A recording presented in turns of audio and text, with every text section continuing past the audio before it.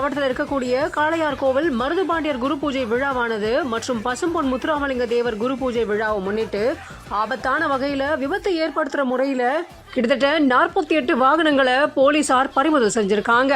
வாகனத்தோட மேற்கூரையில உட்கார்ந்த மாதிரி டான்ஸ் ஆடிக்கிட்டே போன 98 நபர்கள் மேலையும் வழக்கு பதிவு செய்யப்பட்டிருக்கிறதா தகவல்கள் வெளியாக இருக்கு. Naga double roasted rava and Naga கடலை மாவு.